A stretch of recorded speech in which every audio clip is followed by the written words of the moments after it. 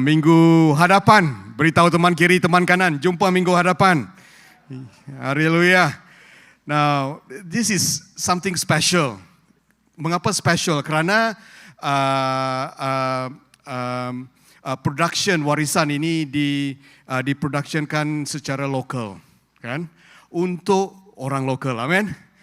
Lebih daripada itu, dia diproduksikan oleh Gereja DOMC Bahasa Malaysia. Haleluya, puji Tuhan. Haleluya, haleluya, puji Tuhan. Shalom, apa kabar semua? Semua baik, lampai tangan. Haleluya, puji Tuhan. Haleluya, God is good. All the time. God is good. Puji Tuhan kerana kita dapat bertemu sekali lagi pagi ini. Dan juga kepada kita yang online, kita dapat bertemu. Dan memang ini adalah kehendak Tuhan, kan? Ya, kehendak Tuhan untuk kita sentiasa bertemu, sentiasa mendorong satu sama lain dan sentiasa mendorong kita untuk belajar, untuk kita berpaling kepada Tuhan. Amin. Ya, beritahu teman kiri, teman kanan, mari kita berpaling kepada Tuhan. Amin. Nah, apabila kita berpaling kepada Tuhan, kita akan mendapat pencerahan. Apabila kita berpaling kepada Tuhan, kita akan mendapat campur tangan Tuhan dalam kehidupan kita, kan? Apabila kita berpaling kepada Tuhan, kita akan mendapat jawapan. Pelakon orang Inggeris pun boleh dapat jawapan, kan? Ya, kita akan mendapat perkenanan daripada Tuhan dan penerobosan daripada Tuhan. Haleluya. Nah, hari ini izinkan saya untuk memberikan satu sedikit pelajaran. Saya diberikan tugas untuk memberikan pelajaran dan saya minta kita santai-santai sama-sama kita mempelajari bersama. Dan topik yang saya gunakan untuk hari ini ialah menyingkap pelan penebusan Kristus. Kita akan sama-sama mempelajari, menjelajahi bahagian firman Tuhan dari awal, dari kejadian sampai kepada pengorbanan Yesus di atas salib. Dan sama-sama kita akan mempelajari pelan Tuhan ataupun rancangan Tuhan dari awal lagi apabila manusia terjerumus ke dalam dosa. Dan apakah pelan Tuhan sampai kepada Yesus mati di atas salib untuk menebus dosa kita. Dan di dalam pelan dan rancangan Tuhan ini, kita juga akan sama-sama melihat bagaimana iblis juga mempunyai rancangannya yang tersendiri untuk mengalahkan dan menghancurkan pelan Tuhan untuk menebus dosa kita. Amin. Ya, siap sedia untuk kita sama-sama belajar? Mari kita berdoa. Tuhan, kami serahkan bahagian firman Tuhan pada pagi ini ke tangan-Mu. Kami minta pertolongan Tuhan untuk kami memahami isi hati Tuhan, supaya kami dapat melakukan apa yang mau Engkau lakukan kepada kami. Kami minta pertolongan Roh Kudus untuk saya secara pribadi, untuk memberikan perkongsian dengan jelas, dan untuk kami yang lain menerima dan mendengar. Biarlah setiap perkataan yang keluar adalah keluar daripada bahagian firman Tuhan dan selaras dengan firman Tuhan. Dan kepada kami biarlah firman Tuhan menetap di dalam hati kami masing-masing, supaya kami dapat melakukan, supaya kami dapat mempraktikkan apa yang mahu Tuhan sampaikan dan pesankan kepada kami pada pagi hari ini. Terima kasih Tuhan, dan kami serahkan semua ini ke tangan-Mu. Di dalam nama Yesus Kristus kami berdoa. Amin, amin. Puji Tuhan, haleluya. Minggu lepas saya ada kesempatan untuk berkhotbah dalam bahasa Inggeris di sebelah sana. Dan saya realize ataupun saya dapat tahu bahawa memang kalau dalam bahasa harian saya boleh bercakap dalam bahasa Inggeris, tetapi berkhotbah dalam bahasa Inggeris sangat susah. Saya realize bahawa bahasa rohani saya ialah dalam bahasa Malaysia. Dan puji Tuhan. Haleluya. Bila mahu bercakap tidak boleh terkeluar, tetapi bila saya bercakap dalam bahasa Inggeris memang senang untuk keluar. Tetapi apabila berdiri dan berkhotbah, wah, itu salah satu perkara yang sangat susah untuk saya. Dan saya sedar bahawa dalam beberapa tahun ini bahasa rohani saya sudah bertukar. Bahasa rohani itu bermula daripada bahasa Malaysia. Bahasa tempatan untuk negara Malaysia, untuk kita semua. Amin, haleluya. Beritahu teman kiri, teman kanan, bahasa rohani adalah bahasa Malaysia. Amen.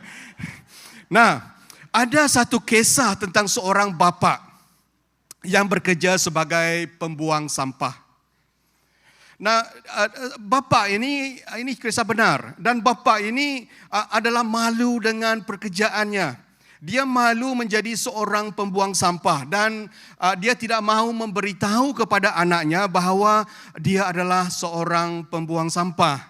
Dan setiap kali apabila anaknya bertanya, apakah pekerjaan bapa? Dia mengatakan dengan selamba, saya bekerja di pejabat.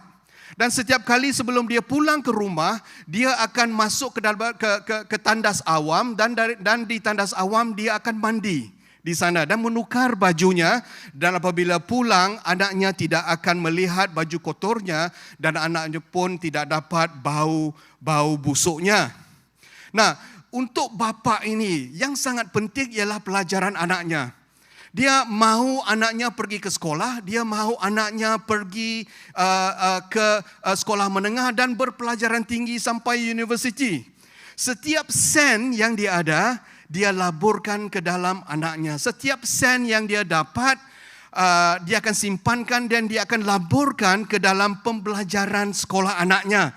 Dan anak perempuan ini sampai berjaya masuk ke dalam universiti. Nah, satu hari, sebelum anaknya dapat masuk ke dalam universiti, bapaknya harus membayar yuran. Dan pada hari itu, semua simpanan dalam banknya dia sudah tidak ada dan tidak mampu untuk membayar anaknya masuk ke dalam universiti. Dia duduk di tepi tong-tong sampah. Dia menangis. Dia mengatakan tidak ada yang baik dalam hidupnya. Dia menangis. Dia merasakan bahawa dia adalah seorang yang gagal. Hatinya remuk. Kerana dia tidak membiayai ataupun dapat membayar anaknya ke universiti. Nah, selepas kerja, semua rakan sepekerjanya datang kepadanya. Dan rakan sepekerjanya bertanya kepadanya. Dan mereka semua tahu situasi dia.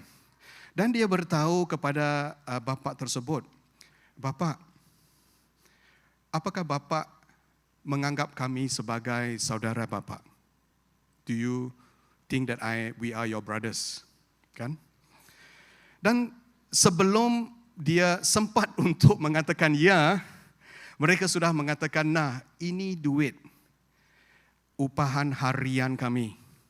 Kami bagikan kepada bapa. Kami akan berpuasa hari ini kerana kami mahu anakmu pergi ke universiti." Wow.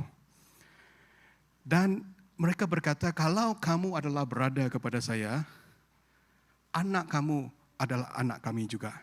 Dan kami mahu melihat anak bapa masuk ke dalam universiti." Ini di antara orang-orang pembuang sampah, saudara. Dan bapaknya terkilan, dan pada hari itu juga bapaknya pulang ke rumah. Dan bapaknya apabila pulang ke rumah, dia tidak mandi di tandas awam. Dia balik dengan pakaian kotornya, dengan bau busuknya. Dia sampai dan dia beritahu kepada anak perempuannya segala yang telah berlaku. Dan anak perempuannya mengatakan, "Walau apapun pekerjaan ayah, ayah tetap bapa saya." Besok kita akan merayakan Hari Bapa. Dan sama-sama kita mau melihat bagaimana bapa mengorbankan apa yang dia ada untuk anaknya. Mereka berdua berdoa dan menangis bersama. Dan setelah menceritakan semua itu, untuk memendekkan cerita, anak tersebut sekarang sudah habis universiti dan sudah bekerja. Wow, puji Tuhan. Dan anaknya tidak mahu bapa itu bekerja lagi.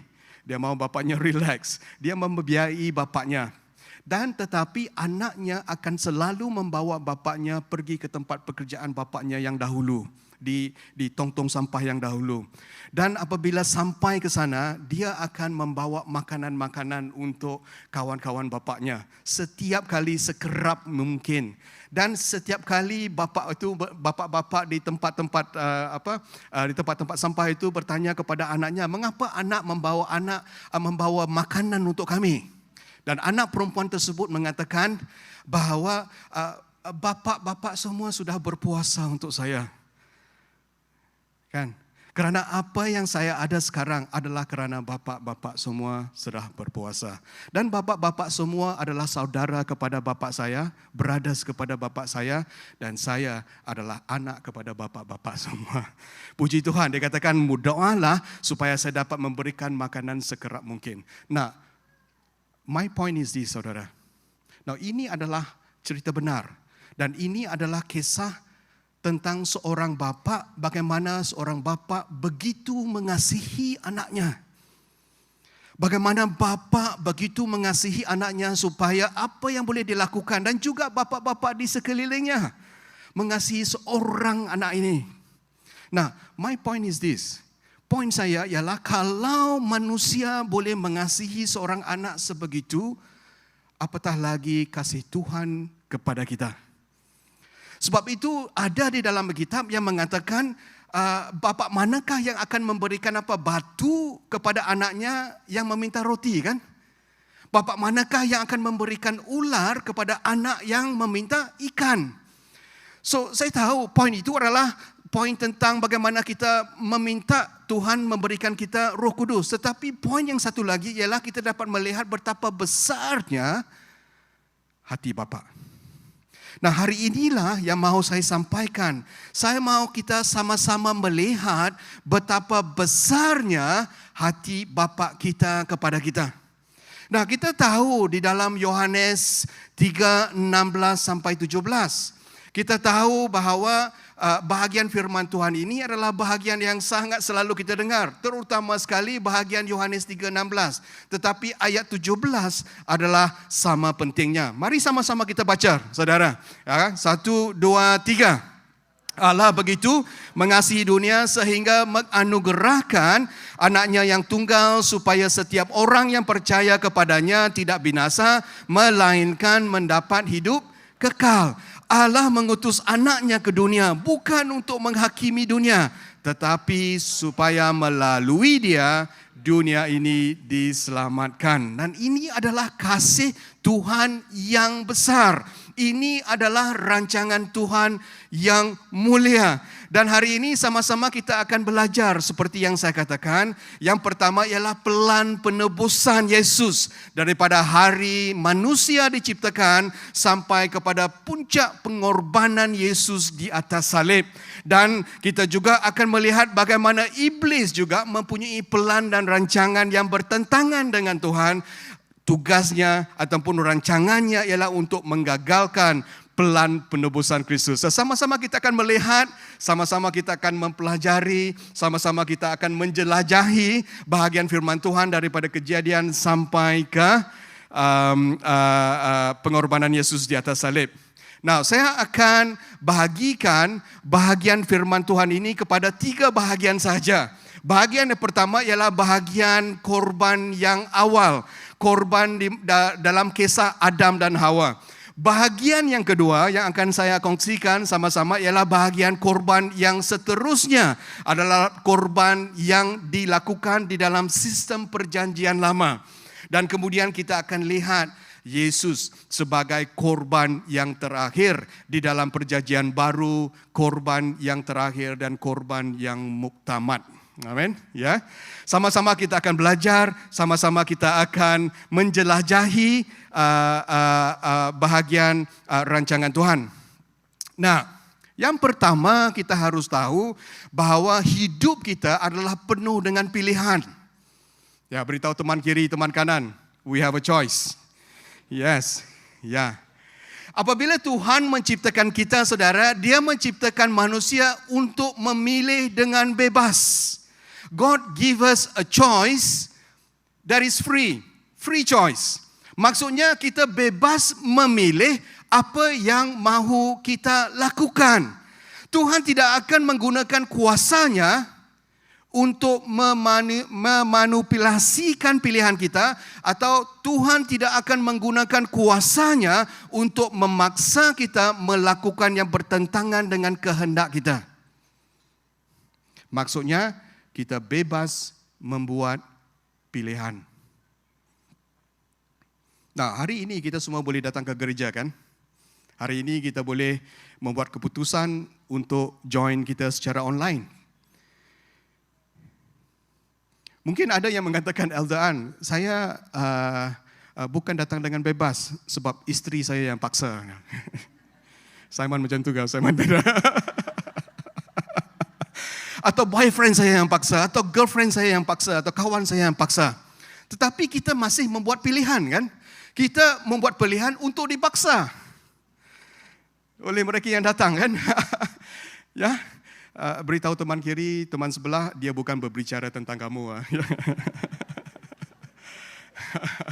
Nah, kita semua bebas memilih, saudara kan? Kita semua bebas memilih, kita semua boleh memilih untuk berdiri sekarang. Kita semua boleh bebas untuk berdiri dan keluar daripada ruang ibadah ini. Ya, khotbah Elder An, wah sangat tidak ada umar ini ataupun tidak masuk akal dan sebagainya. Kita semua bebas untuk melakukan apapun. Tetapi, right? Tetapi pilihan bebas ada akibatnya.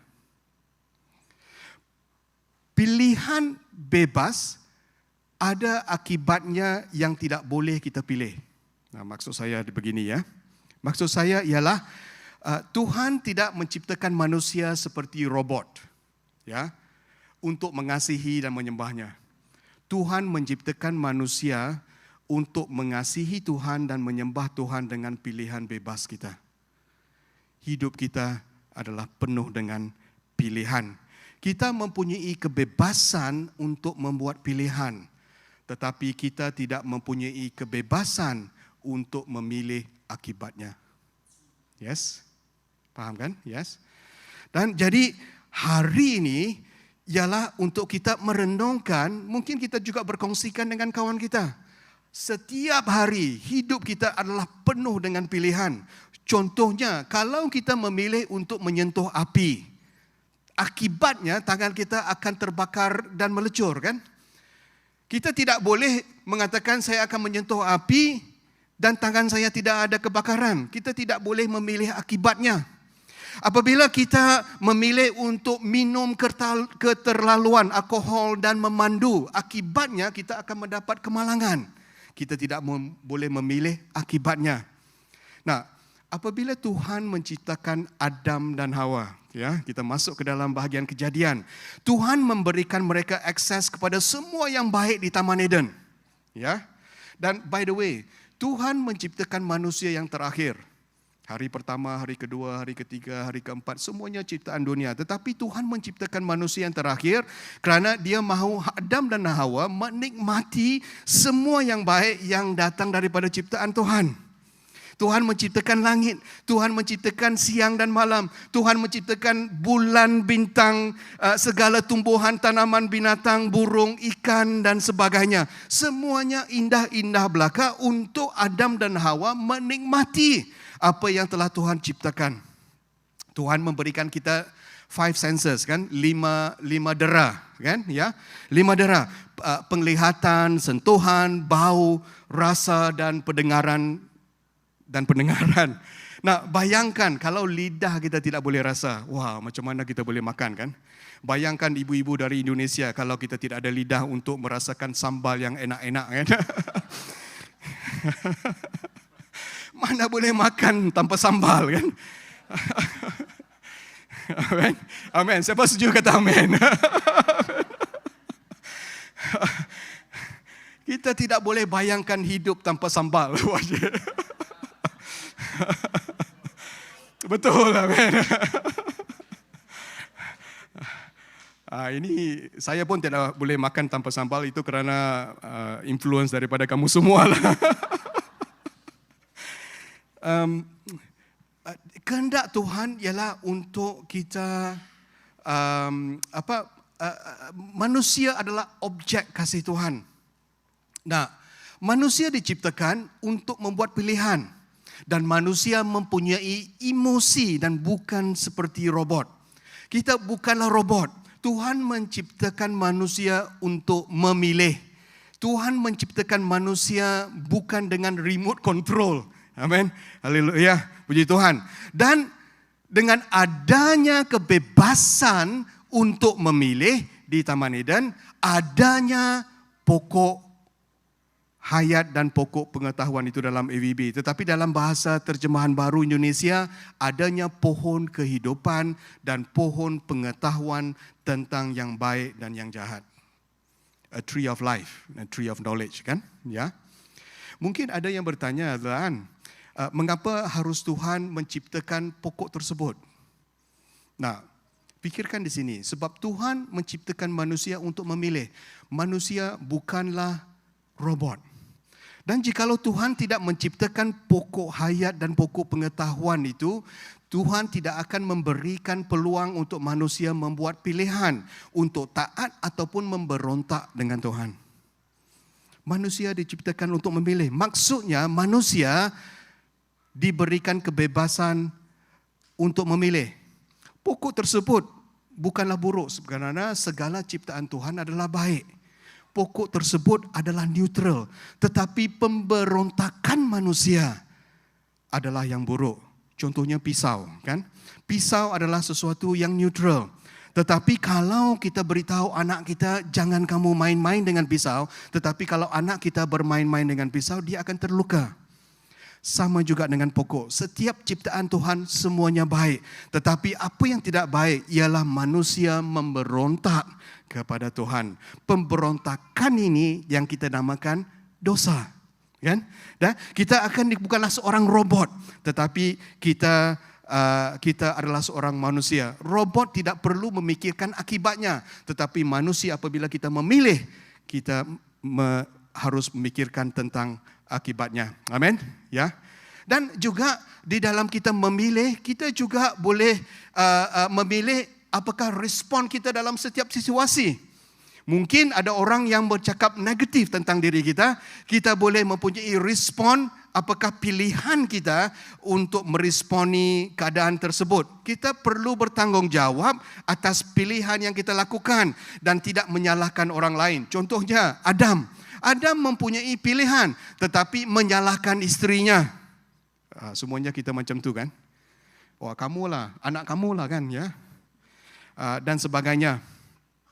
Dan jawab Adam di sini kita dapat lihat, perempuan yang kau tempatkan bersama-samaku itulah yang memberikan kepadaku buah daripada pokok ini, maka aku memakan buah itu. Adam mempunyai pilihan, tetapi pilihan dia yang dia buat itu salah, tapi dia menyalahkan orang lain juga. So, jadi kita harus berfikir, setiap kali kita menggunakan alasan apa yang berlaku dalam hidup kita kerana orang lain adalah bagaimana kita meresponi, cara kita meresponi dan sebagainya. Dan akibat Adam dan Hawa memakan buah daripada buah larangan tersebut ialah apa? Ialah kematian. Dan kematian bukanlah rancangan Tuhan. Walaupun akibat memakan buah larangan ialah kematian, tetapi kematian bukanlah rancangan Tuhan. Maksud saya ialah di dalam 1 Korintius 15:26 mengatakan musuh terakhir yang akan dilenyapkan ialah maut. Inilah perkataan Korintus. Mengatakan apabila Yesus mati di atas salib, musuh yang terakhir yang akan dikalahkan ialah maut. Maut adalah musuh manusia. Amin. So, jadi apabila Tuhan menciptakan Adam dan Hawa, kepastiannya ialah Tuhan mahu kita hidup berkekalan bersama dengan Tuhan. Tetapi kerana dosa kita dan kerana dosa sudah meresap masuk ke dalam dunia, kita akan mati. Kita akan dengan satu kepastian dalam 80 tahun ataupun 90 tahun ataupun 100 tahun kita pasti akan mati. Tetapi seperti yang saya katakan, Tuhan tidak berhasrat untuk menjadikan manusia mati, dan inilah bermulanya pelan dan rancangan Tuhan dalam kehidupan manusia. Daripada kejatuhan manusia yang pertama, pelan penebusan Kristus sudah bermula. Nah, apabila semua sudah berlaku, apa yang Tuhan lakukan ialah dengan mengatakan kepada Adam dan Hawa. Dan kita dapat lihat Kejadian 3:6 di sini. Kita dapat lihat Kita semua tahu kan, ya, apabila perempuan itu melihat buah pokok itu bagus sebagai makanan dan nampak sedap, apatah lagi buah itu mampu membuat seorang itu menjadi bijaksana, dan dia pun mengambilnya lalu memakannya. Dia juga memberikan buah itu kepada suaminya dan suaminya juga memakannya. Ada 3 bahagian di sini yang harus kita hati-hati dalam kehidupan kita. Pelajarannya ialah the lust of the flesh, the lust of the eye, and the pride of life. Ketiga-tiga ini yang akan menjatuhkan kita, ataupun kenafsuan daging, kenafsuan mata, dan keangkuhan hidup. Yang pertama ialah berkenaan dengan sedapnya buah tersebut. Yang kedua berkenaan dengan Hawa melihat dengan matanya. Dan ketiga ialah pemberontakan untuk menjadi lebih bijak. Nah, menjadi lebih bijak tidak salahnya kan? Sebab Alkitab ada mengatakan jikalau kita kurang bijaksana, kita meminta daripada Tuhan. Dan Tuhan akan memberikannya dengan murah hati. Tetapi apa yang berlaku di sini bukan kehendak Hawa untuk menjadi bijaksana, tetapi kerana keangkuhannya untuk menjadi seperti Tuhan. Keangkuhannya untuk memberontak daripada apa yang Tuhan katakan dalam kehidupannya. Ya, jadi ini adalah penting untuk kita bezakan di antara apa yang dinyatakan di sini. Dan yang satu lagi, by the way, strategi marketing ataupun strategi iklan di dunia ini adalah berkenaan dengan the lust of the flesh, the lust of the eye, and the pride of life. Iklan kalau kita lihat, semuanya adalah berkenaan dengan kenafsuan daging, kenafsuan mata, dan keangkuhan hidup. Semuanya begitu. Jadi iklan yang kita lihat setiap hari daripada TikTok dan Facebook, semua kita harus hati-hati. Inilah yang akan mereka lakukan. Dan apabila mereka makan buah larangan, mereka tiba-tiba sedar bahawa mereka telanjang. Nah, apabila kita melihat di sini, perkara yang pertama yang Tuhan lakukan apabila mereka telanjang ialah Tuhan, saya gunakan perkataan mengorbankan binatang yang pertama. Walaupun di dalam Alkitab tidak ada menyatakan bahawa binatang itu dikorbankan untuk mendapat kulit binatang sebagai pakaian untuk Adam dan Hawa. Ya. Di dalam Alkitab memang tidak ada dinyatakan tentang bagaimana binatang tersebut dikorbankan. Tetapi untuk mendapat kulit, binatang tersebut haruslah dibunuh dan darah harus dicurahkan ke atas tanah untuk mendapat binatang pakaian tersebut. Nah, ada scholar ataupun apa itu scholar ya, yalah ahli-ahli Alkitab lah kan, ya, mengatakan bahawa ini bukanlah korban yang pertama. Itu tidak penting sama ada itu adalah korban yang pertama ataupun tidak. Tetapi kita juga harus fikir kerana korban binatang itu dipraktikkan oleh Habel. Selepas itu, dipraktikkan oleh Noh, dipraktikkan oleh Abraham. Bagaimana Habel, Noh dan Abraham tahu untuk mengorbankan binatang kerana Tuhan belum lagi memberikan perintah secara terperinci kepada Musa. Kan? Semasa Musa di dalam imamat kita pelajari bahawa semua korban-korban itu diberikan secara peraturan yang terinci. Tetapi sebelumnya secara informal. Bagaimana mereka mempelajari informal korban tersebut. Sama juga dengan kawan-kawan kita yang lain, ya? Muslim dan semuanya. Kita belajar tentang korban mestilah kerana Tuhan telah mengajar mereka, kan?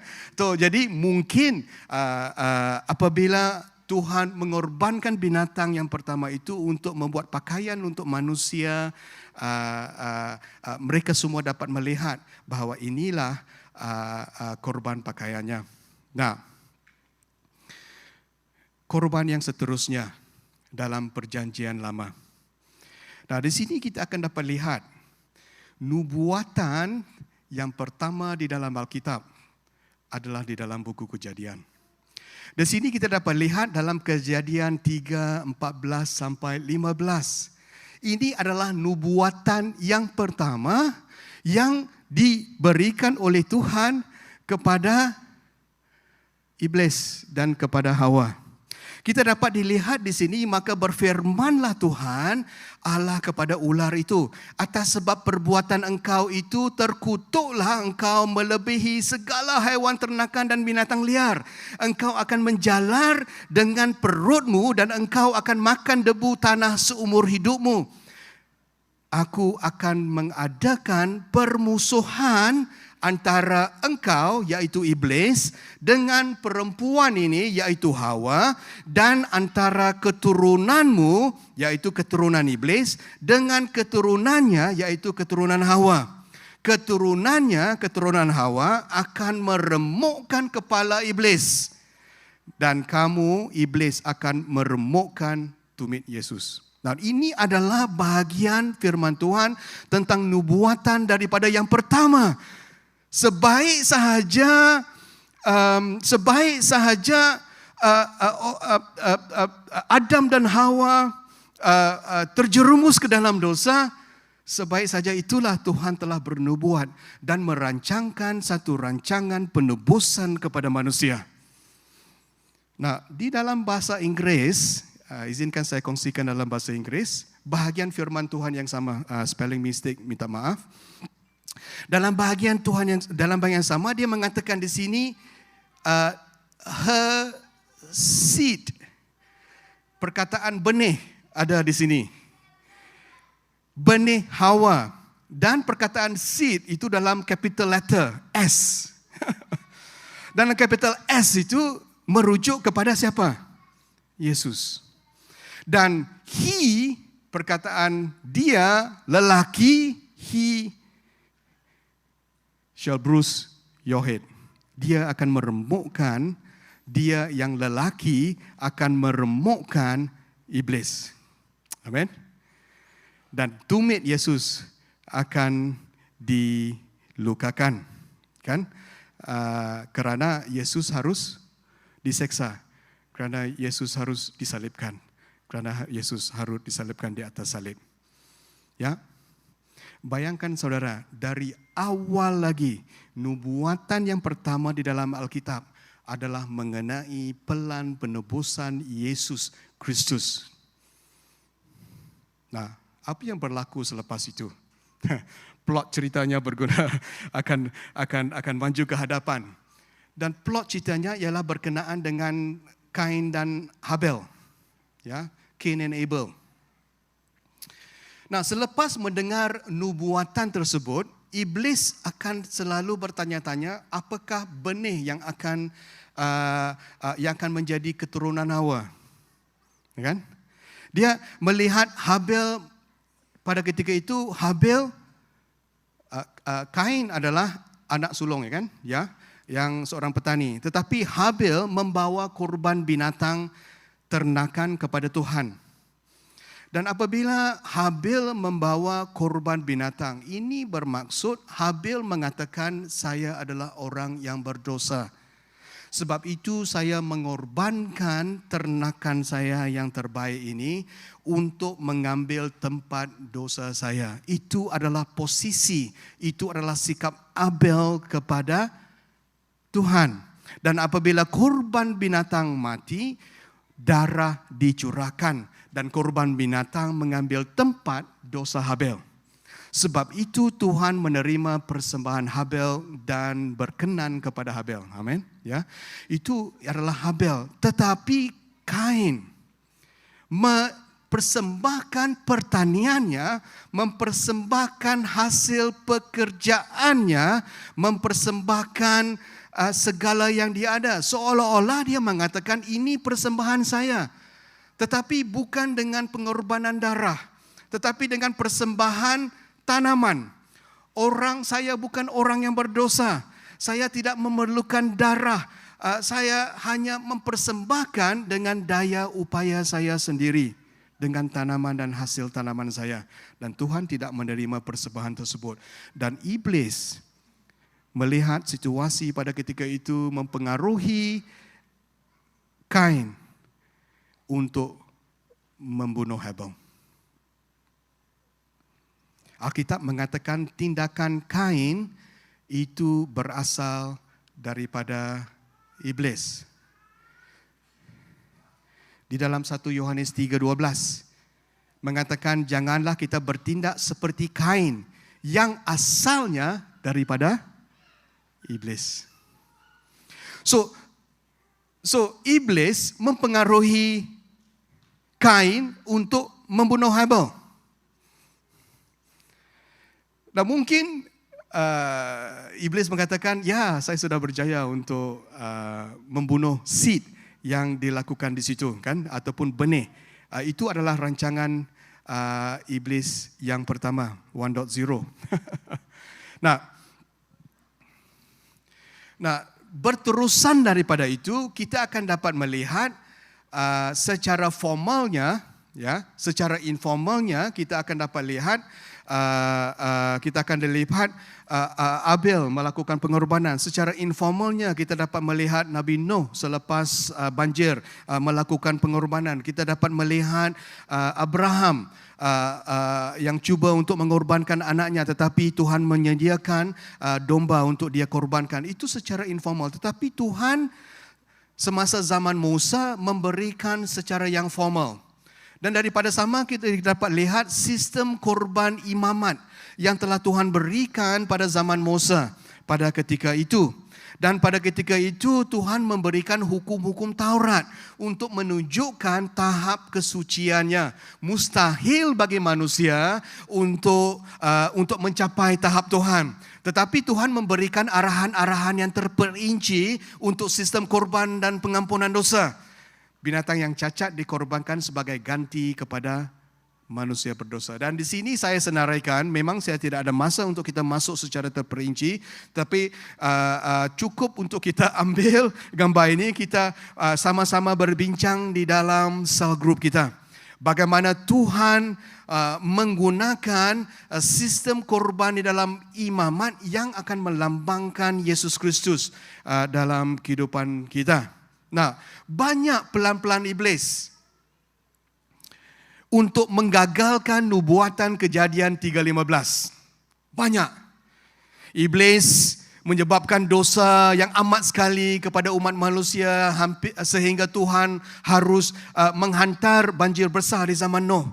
Iblis mempengaruhi manusia untuk membina menara Babel contohnya.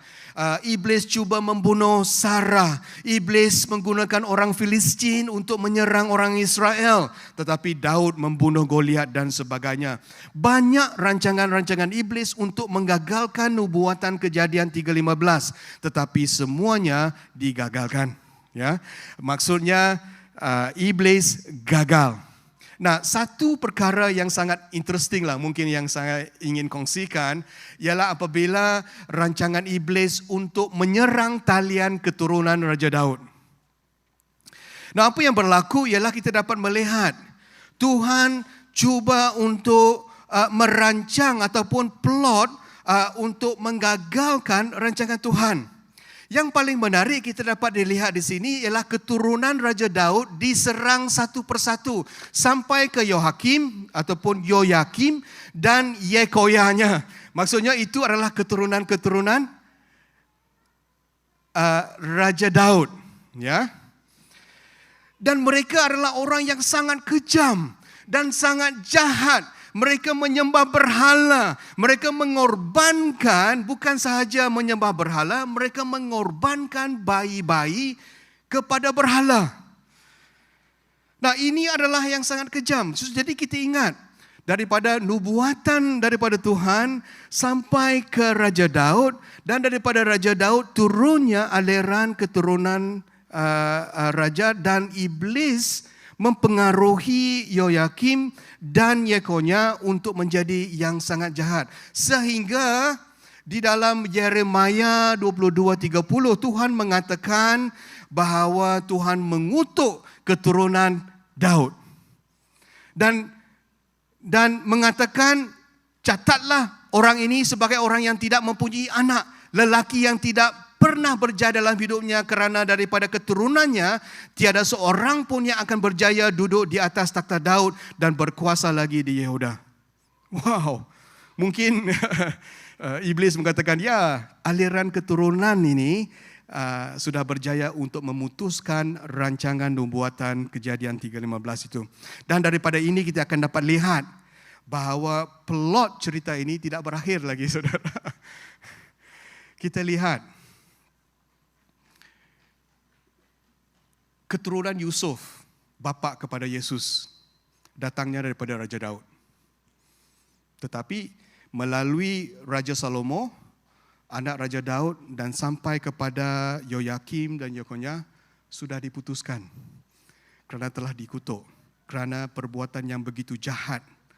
Tetapi Maria, ibu kepada Yesus, juga datangnya daripada Raja Daud.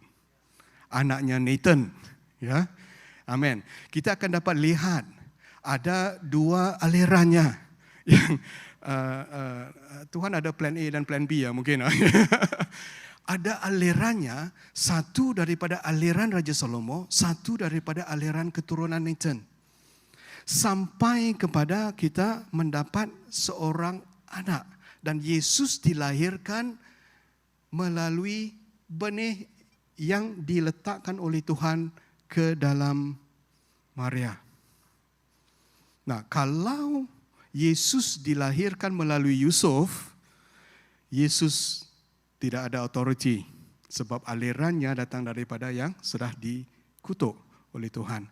Tetapi kalau Yesus datangnya daripada aliran Nathan sampai kepada Maria, dan daripada Maria, Maria diberikan benih oleh sentuhan Roh Kudus, dan daripada sanalah lahirlah Yesus Kristus yang memisahkan sejarah dunia daripada BC sampai ke AD, before Christ, dan Anno Domini selepas itu.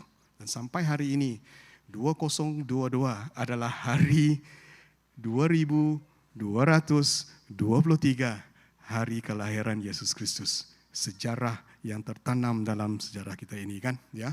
Nah, amin. Mau beri tepukan kah? Ya, okey, beri tepukan lah. It's okay, mau beri tepukan kepada Tuhan, bukan kepada saya. So, jadi rancangan Tuhan tidak boleh dikalahkan. Rancangan Tuhan tidak boleh dihancurkan. Nah, aplikasinya juga kepada diri kita. Apabila kita membuat pilihan, Tuhan, kalau kita membuat pilihan yang baik, Tuhan kita akan sentiasa bersama dengan kita, dan rancangan iblis untuk membantutkan rancangan Tuhan dalam kehidupan kita tidak akan berjaya. Amin. Amin. Nah, saya ada 5 minit lagi. Dan saya mau mengatakan bahawa Yesus bukanlah dilahirkan untuk menjadi raja. Tetapi Yesus dilahirkan sebagai raja. Amin. Yes. Raja-raja yang lain dilahirkan untuk menjadi putera, dan daripada putera untuk menjadi raja. Tetapi Yesus dalam Matius 22 bertanya, di manakah anak yang baru lahir yang akan menjadi raja? Yesus dilahirkan bukan untuk menjadi raja, tetapi Yesus dilahirkan sebagai raja. Haleluya. Amin. Puji Tuhan. Haleluya. Beri tepukan kepada Tuhan. Haleluya. Nah, yang terakhir. Plotnya belum habis lagi. Korban yang terakhir ataupun korban yang muktamad. Kita dapat lihat di dalam Alkitab banyak nubuatan-nubuatan yang dilakukan oleh nabi-nabi seperti Nabi Daud, seperti Daniel, seperti Yesaya, seperti Zakaria, seperti Mika dan yang lain-lain bernubuat akan datangnya Mesias, akan datangnya seorang penyelamat, akan datang seorang penyelamat yang dinamakan Immanuel. Banyak nubuatan-nubuatan yang diberikan oleh nabi-nabi ratusan tahun sebelum Yesus dilahirkan. Dan di sini saya hanya memberikan segelintir, sedikit sahaja tentang nubuatan-nubuatan tentang Yesus yang dilakukan. Nubuatan tentang tempat kelarian Yesus di Bethlehem. Nubuatan tentang Yesus yang dilahir dari anak darah. Nubuatan tentang Yesus memiliki kuasa yang dikhianati, menderita dan mati di atas salib. Nubuatan tentang pengkebumian Yesus dan sebagainya. Dan ini adalah segelintir hanya sampel daripada nubuatan-nubuatan yang boleh kita gunakan dan boleh kita gunakan untuk pembelajaran sendiri. Saya paparkan di sini bukan untuk saya masuk ke dalam setiap bahagian tersebut, tetapi cukup untuk kita melihat bahawa nubuatan-nubuatan bukanlah main-main, bukanlah alang-alang. Nubuatan yang dilakukan sebelum Yesus dilahirkan adalah absolute. Semuanya di-fulfill ataupun semuanya ditempatkan oleh Yesus Kristus. Yesus Kristus telah menjadi apa yang telah dinubuatkan. Dan peratusan untuk kita melihat kebarangkaliannya memang tidak boleh dikira. Jadi ini yang mau saya sampaikan, bahawa nubuatan tentang Yesus, nubuatan itu adalah yang akan kita nabi-nabi sampaikan adalah sangat tepat. Nah, mengapa Yesus harus datang ke dunia? Yesus harus datang ke dunia kerana yang pertama, kerana dia adalah anak domba Allah. Itu dalam Yohanes 1:29. Dan yang kedua adalah Alkitab juga mengatakan bahawa Yesus adalah seorang penyelamat, Kristus, Tuhan. Dan yang ketiga ialah dia adalah seorang penanggung dosa kita. Nah, menarik juga di sini, Yesus dilahirkan di Bethlehem. Dan Raja Daud juga dilahirkan di Bethlehem. Dan Raja Daud adalah seorang raja dan tempat lahirnya adalah Bethlehem. Maksudnya semua yang ada di Bethlehem adalah kepunyaan Raja Daud. Kalau kita fikirkan begitu kan, ya, kepunyaan raja. Tetapi Yesus datang dengan kerendahan hati. Yesus datang sebagai raja, datang dengan kehambaan, dilahirkan di dalam sebuah palung. Itu adalah Yesus kita. Kerana dia mau menunjukkan kepada manusia, dia datang bukan untuk disembah, bukan untuk dilayan, tetapi dia datang untuk melayani. Amin. Ya. Dan mengapa yang ketiga ialah mengapa Yesus harus datang ke dunia ialah Yesus di sini dapat dilihat dalam 2 Korintus 5:21, ia adalah penanggung dosa. Darahnya ditumpahkan untuk kita semua. Dan kita juga dapat lihat rancangan untuk menggagalkan nubuatan Kejadian 3:15 sampai kepada perjanjian baru. Iblis tidak puas hati lagi. Iblis mahu menggagalkan nubuatan, benih yang telah dinubuatkan daripada awal lagi sampai sekarang.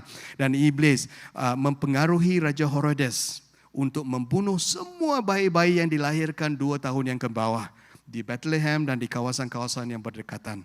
Sekali lagi, iblis gagal. Amin. Beritahu teman kanan, teman kiri, iblis gagal. Ya, haleluya. Ya. Nah, apabila Yesus digoda oleh iblis, ya, iblis juga menggunakan 3 taktik, the flesh, the lust of the flesh, the lust of the eye, and the pride of life, sama.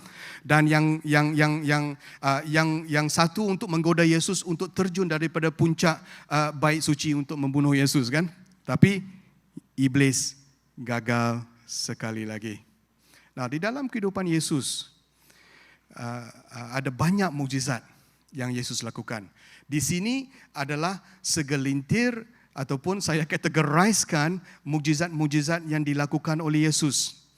Yesus melakukan banyak mukjizat. Yesus menyembuh banyak pelbagai jenis penyakit, buka mata buta, menyembuhkan telinga pekak, menghalau, mengusirkan roh jahat, angin kencang dan sebagainya. Dan ini adalah yang saya gunakan untuk anggaran peratusan di mana mukjizat-mukjizat Yesus dilakukan. Seperti mukjizat penyembuhan, 60% daripada mukjizat-mukjizat Tuhan yang Yesus lakukan adalah tentang penyembuhan dan sebagainya. Dan juga kita juga dapat lihat Yesus sendiri dapat melihat bagaimana Yesus dituntut sebagai Tuhan. dalam hidup kita. Kita dapat lihat anggaran peratusan di mana Tuhan menuntut tentang identitinya, tentang kuasanya, tentang ajaib, kebolehan untuk membuat keajaibannya dengan pemenuhan nubuatan dan sebagainya. Semua ini dapat dilakukan dan dilakukan sebagai Tuhan. Dan apa mau yang saya katakan di sini? Bolehkah manusia melakukan ini? Yesus adalah Tuhan. Dan saya teringat dalam beberapa bulan atau tahun yang lepas, kita ada situasi di dalam internet di mana ada satu video yang viral yang memaparkan dalam bahasa Malaysia yang menyatakan bahawa Yesus bukanlah Tuhan menurut Alkitab. It went viral sebab ia dilakukan oleh yang di sebelah sana. Jadi kita di komuniti digital contohnya bersama dengan pastor-pastor, saya ingat lagi saya berbincang dengan Pastor Eddie, dengan lain-lain pastor, bagaimana kita boleh meresponi video-video tersebut. Dan kita memberikan penjelasan dengan penuh kasih. Kita bukan masuk ke dalam perbalahan. Kita tidak mahu berbalah dengan mereka. Tetapi kita hanya mahu memberikan penjelasan dengan kasih, penjelasan dengan penuh kasih apa yang tertulis di dalam Alkitab. Ya. Dan viral tersebut, video tersebut mengatakan mereka akan mengeluarkan 5 siri video yang akan mengatakan bahawa Yesus bukan Tuhan menurut Alkitab. Mereka mengambilkan Alkitab kita dan mereka mahu mengatakan bahawa Yesus bukanlah Tuhan. Video yang pertama mereka keluarkan, kita meresponi dengan baik dan dengan penuh kasih. Dan it went viral, video kita pun pergi viral. Puji Tuhan. Kan? Yang kedua, video itu keluar. Dan video itu keluar dan kita meresponi dengan kasih dan bahan kita pun pergi viral, video dia pun pergi viral. Dan kami menunggu-nunggu untuk video yang ketiga dan video yang ketiga tidak datang-datang. Maksudnya saudara, ialah saya percaya bahawa apa yang telah kita kongsikan, mungkin apa yang telah kita kongsikan itu akan membuka mata mereka. Mungkin Roh Kudus telah memberikan mereka pencerahan. Saya tidak tahu kerana video yang ketiga tidak terkeluar. Mungkin mereka apabila sudah melihat respon kita, mereka sudah salah tafsir Alkitab kita. Amin. Jadi inilah saudara untuk kita lakukan supaya kita dapat mengubah setiap orang yang membacanya. Firman Tuhan adalah firman yang hidup. Firman yang hidup tidak boleh disalah tafsirkan. Firman yang hidup akan menukar dan akan mentransformasikan mereka yang membaca. Jadi tugas kita ialah hanya untuk mengongsikan bahagian firman Tuhan seberapa yang punya. Masa saya sudah cukup? Boleh berikan saya 5 minit? Boleh. Amen. So master 5 minit. Okay. Yesus kata dia melaksanakan kehendak Tuhan. Yesus mengatakan makananku itu melaksanakan kehendak dia yang mengutuskanku dan menyelesaikan pekerjaannya. Dalam perkataan aslinya ialah teleo, iaitu menyelesaikan dengan sempurna, dengan lengkap, dengan mencapai tujuannya, dengan dipenuhi dengan selengkapnya. Sebab itu Yesus apabila di atas salib mengatakan sudah selesai, tetelestai, kan? Mengatakan bahawa semuanya sudah selesai. Nah, kita dapat lihat di sini pengorbanan seorang domba pada ketika itu apabila habis pengorbanan. Dan pengorbanan itu, pengorbanan bakaran dilakukan daripada 9 pagi sampai 3 petang. Dan Yesus disalibkan daripada 9 pagi sampai 3 petang. Apabila imam tersebut sudah menyelesaikan korban bakaran, imam tersebut akan mengatakan sudah selesai. Dan apabila Yesus mati di atas salib, Yesus juga mengatakan it's over, it's done. Tetelestai, sudah selesai untuk menebus dosa kita. Yesus tidak mengatakan bahawa dia sudah diselesaikan. Yesus kata sudah selesai. Yang kedua ialah dia berteriak bukan dengan teriak kekalahan, tetapi dia berteriak dengan semangat kemenangan. Dan yang ketiga, Yesus dengan sukarela menyerahkan rohnya kepada Tuhan. Yesus bukanlah seorang martyr, tetapi seorang savior. Yesus bukanlah seorang yang mati syahid, tetapi seorang penyelamat. Kerana dia dengan rela mati untuk kita semua. Haleluya, puji Tuhan. Amin. Haleluya.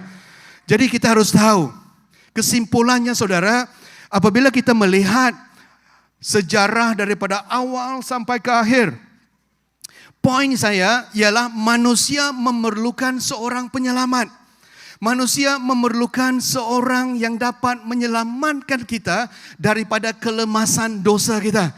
Apabila kita mati, sebelum kita mati, sebelum kita lemas ke dalam air kan, contohnya kan, ya.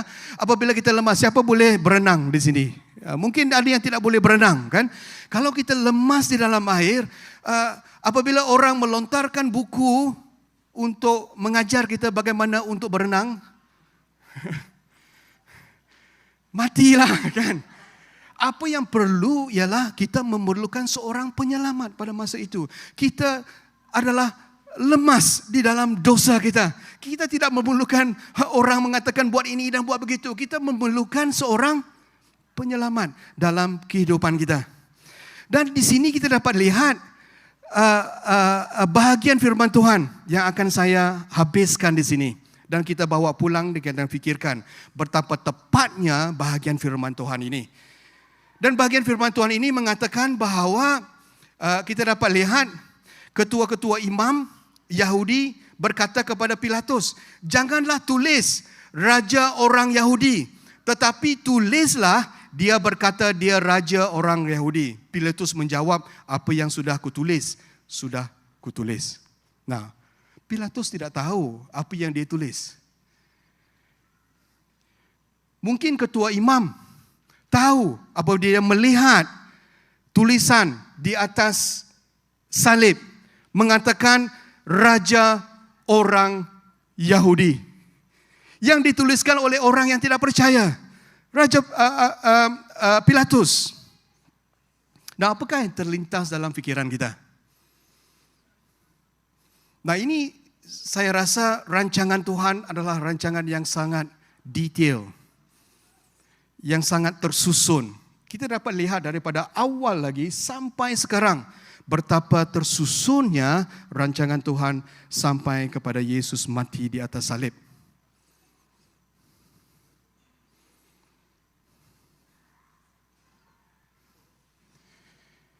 Perkataan yang di atas yang mengatakan bahawa Yesus adalah raja orang Yahudi. Yesus orang Nazaret, raja orang Yahudi. Di dalam Ibrani mengatakan Yeshua ha-Nazaret v'Malek Yahudim, yaitu YHVH, Yahweh. Wow, sangat interesting kan? Sangat tepat apa yang dikatakan. Dan kita dapat dilihat ini adalah Yahweh yang menjadi korban kita. Ini adalah Yahweh gembala yang sedia untuk menyerahkan hidupnya kepada kita. Mengapa saya mengatakan begitu? Ialah di dalam Mazmur 23:1. Mazmur yang sangat popular untuk kita semua. Perkataan Tuhan di sana ialah Yahweh. Yahweh adalah gembalaku. Dan di dalam Yohanes 10:11 mengatakan, Yesus mengatakan, akulah gembala yang baik. Yesus adalah gembala kita. Yahweh adalah gembala kita. Yesus adalah gembala kita. Dan yang seterusnya, Yahweh adalah penyelamat di dalam Yesaya 43. Mengatakan bahawa akulah Tuhan, dalam bahasa aslinya Yahweh, tidak ada penyelamat selain aku. Dan Yohanes 19:19 mengatakan Yesus di atas salib dengan nama yang dipaparkan di atas salib, Yahweh. Nah, ini poin saya. Poin saya ialah Apakah respon kita? Kita sudah melihat rancangan Tuhan daripada awal sampai sekarang. Rancangan keselamatan, rancangan penebusan Yesus Kristus kepada kita adalah rancangan yang terperinci, rancangan yang solid. Iblis cuba untuk menggagalkan rancangan tersebut, tetapi iblis gagal. Ya. Yesus menjadi korban kita yang terakhir. Yesus membuka jalan kepada kita. Yesus membuka dan mempelawa kita balik kepada Allah Bapa kita yang di surga. Yesus adalah korban kita yang terakhir dan yang muktamad. Tidak ada dosa pada Yesus. Yesuslah yang menanggung dosa kita. Dia membuka jalan untuk kita menghampiri Yesus Kristus. Dan hari ini respon kita saudara-saudari ialah untuk kita balik kepada Tuhan. Kepada kita yang belum percaya, inilah masanya untuk kita meletakkan kepercayaan kita kepada Tuhan, kepada Yesus Kristus. Kita melihat bagaimana tepatnya Alkitab daripada awal sampai yang terakhir. Amin. Ya, musician kita boleh. Ya.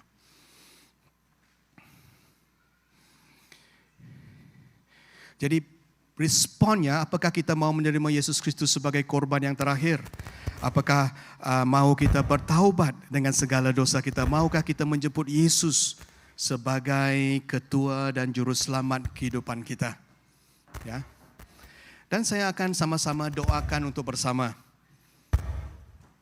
Mungkin doa bersama-sama untuk kita mengatakan bahawa Yesus adalah Tuhan kita. Mungkin kita telah mendoakan doa ini, doa keselamatan dan sebagainya. Mungkin sekali lagi sama-sama untuk kita doakan bersama-sama. Mari kita semua berdiri.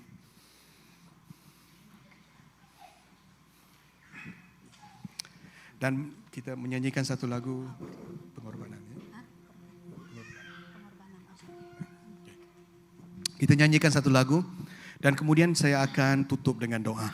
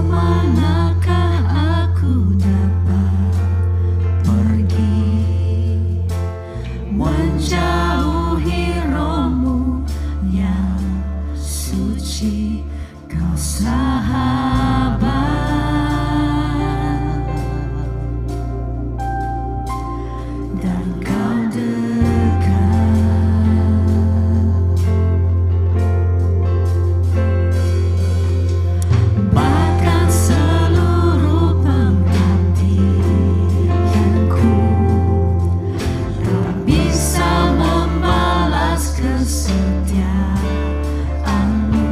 sungguh mulia.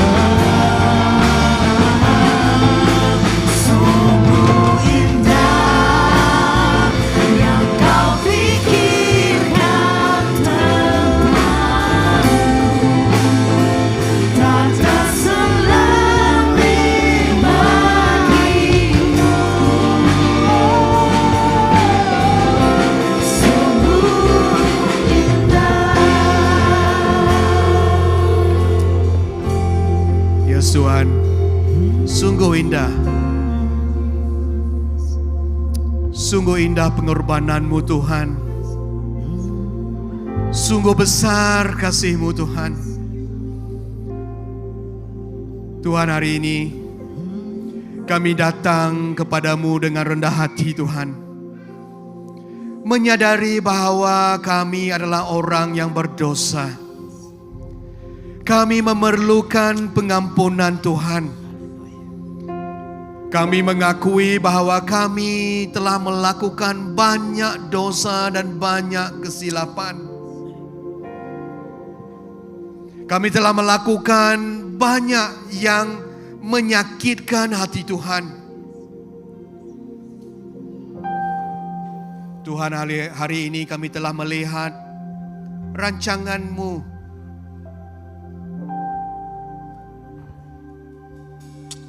Rancangan penebusan untuk kami sebagai manusia. Engkau telah datang ke dunia. Yesus, Kau dilahirkan melalui anak darah. Kau telah menjalani kehidupan yang sempurna dan tidak berdosa. Tetapi Yesus dengan rela mati di kayu salib untuk membayar hukuman atas dosa-dosa kami.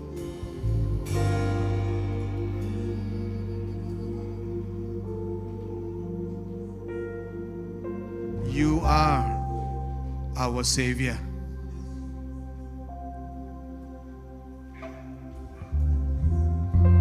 Terima kasih Tuhan.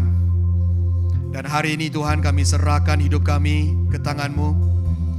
Sekali lagi kami mau menyatakan bahwa kami sungguh-sungguh mengasihi Tuhan. We love you Lord. Kalau dalam hati-hati kami yang lepas, kami hanya selamba dengan perhubungan kami dengan Tuhan. Tetapi hari ini, apabila kami telah melihat betapa besarnya pengorbanan-Mu di atas salib,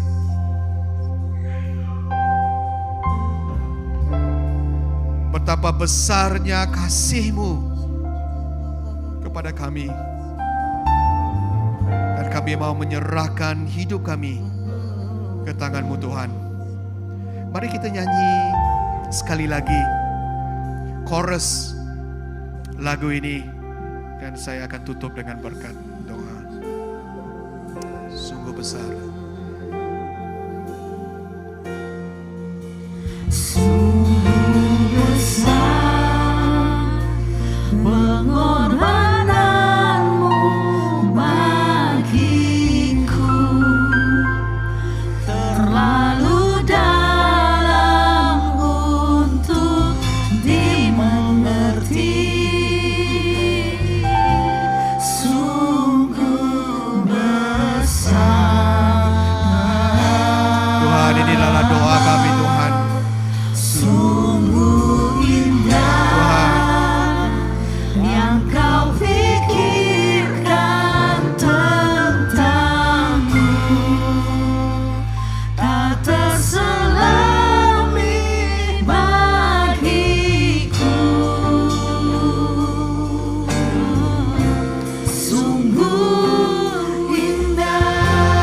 Besar sekali lagi. Haleluya. Sungguh besar pengorbanan-Mu bagiku, terlalu dalam untuk dimengerti. Sungguh besar.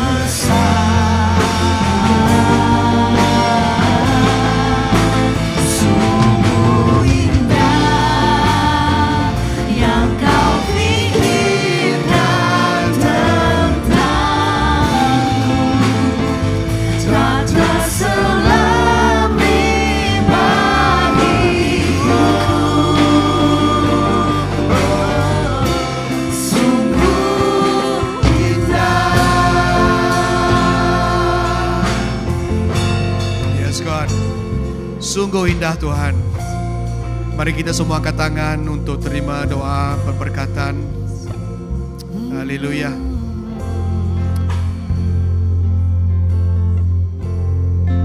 Mari kita pulang dengan berkat Tuhan.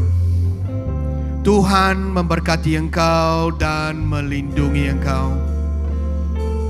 Tuhan menyinari engkau dengan wajah-Nya dan memberi engkau kasih karunia. Tuhan menghadapkan wajah-Nya kepadamu dan memberi engkau damai sejahtera. Di dalam nama Bapa, Anak dan Roh Kudus. Dan kepada kita semua yang telah diberkati Tuhan, mari sama-sama kita katakan amin, amin, amin, amin, amin, amin, amin, amin. Puji Tuhan, ibadah sudah selesai. Dan kalau kita perlukan doa, King Leader ada di hadapan untuk doakan untuk kita bersama.